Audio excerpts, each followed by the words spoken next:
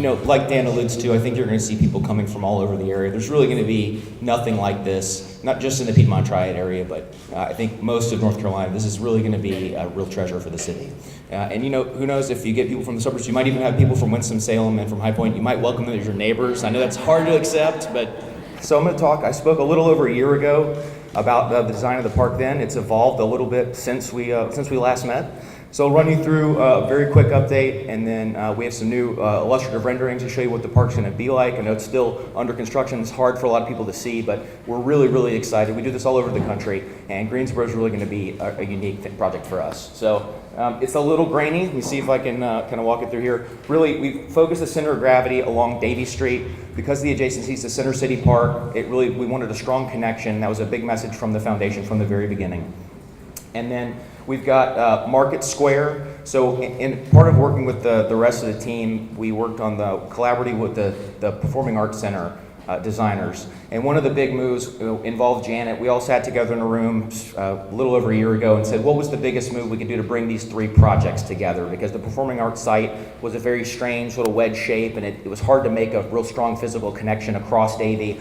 So what we said is we were going to realign. At the time it was Belmead, but it's now Brenner Place. We're realigning the street here so you can see it really lines up so that Janet's piece will be sort of the focal, the long view down the street. So as you pull up to the front of the Performing Arts Center, you'll look down the street, you'll see LeBauer Park, and you're going to see Janet's installation. And it's really going to be, I think, a phenomenal view.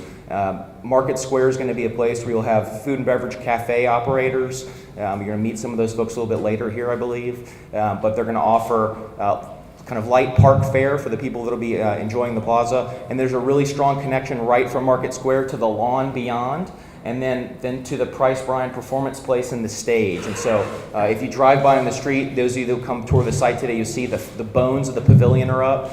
It's a 26-foot proscenium. It's built to handle really any kind of event that you guys could have here in Greensboro, whether it's beach music, the folk festival, whether you wanted to have the symphony out. We're setting up so you can telecast events from the Performing Arts Center and have them more available to the general public out in the park. It's really going to be a place for all kinds of event and activities. I think we've talked about Dallas a lot in these discussions with the folks here in Greensboro. I think sometimes the way they describe Dallas, it's not just a park, it's almost like an outdoor entertainment venue. And I think that's what you're going to see here in Greensboro. So as you move further south, again, trying to keep that energy on Davie Street. Letter E, that's the seasonal plaza. It's where we're going to have an interactive water feature. Then in the summertime will be a place to come hang out with your family, with your kids. Even for some people who don't have children, just want to hang out and watch the activity in the plaza. It'll be a great place to cool off in the day or the evening. And it also frames the entry to the Children's Garden. The Children's Garden is about 20,000 square feet, so it's a pretty big kids area. And it's not like your sort of more traditional places you might find in other city parks or in an apartment complex, things like that. We tried to come up with an imaginative design. There's a lot of custom components. There are a few things off the shelf that you'll see, but really it's a cool place to take your kids, let them play around. We try to even keep maybe not the teenagers. That's a little harder, we know from experience, but it's a great place for the kids to go and socialize, play, be active, move their bodies around. It's also a place for kind of family events. You could have a small birthday party there, and really going to be a fun activity center for the park. To the south, between the Greensboro Cultural Center and the parking garage, there'll be a smaller event venue. It's a small South Lawn, is what's currently called. It's about 200 to 300 people, so smaller, more intimately scaled events, but it might be a place for a wedding, a corporate event, any of the many activities that Dan and his team are working on. There's also going to be a putting green just adjacent to that. And then as you move further to the east, we've got a dog park, which is going to be, I think, a really big attraction. It's always surprising to see how much energy and excitement the dog park adds to it. It is slightly separated from the children, just for safety and security.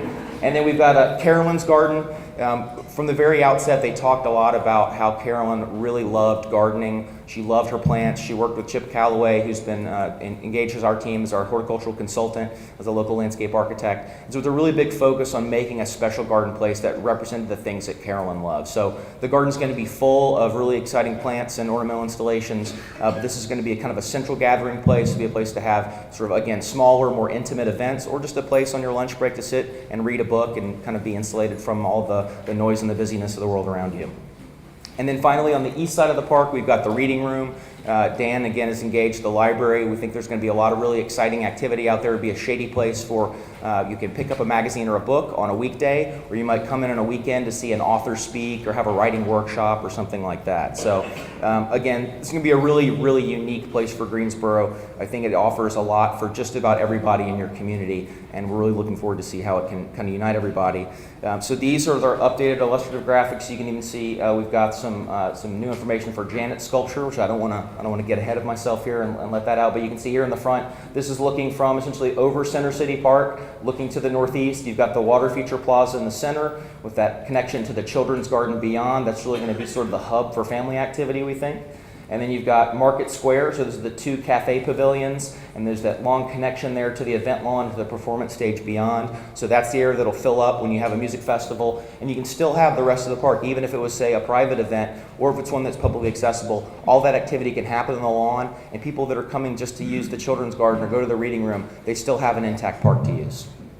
And you can see in the back, the dog park's a little hidden in the corner. You can see the red trees that sort of ring the edge of Carolyns Garden. And then this is looking from essentially over Carolyns Garden, looking back to the city. That's the Greenfield site for the Performing Arts Center beyond. But you can see that the Children's Garden really anchored by a climbing wall and will be sort of a big hill that'll have a series of slides and other kind of climbing activities. There's a series of other play components. And there's even an overlook. One of the things we found over time is even if you don't have kids or you didn't bring them with you, people love to watch the activity in the Children's Garden. So there's even a little overlook spot on this eastern edge here, so people can just kind of watch the fun as it's happening.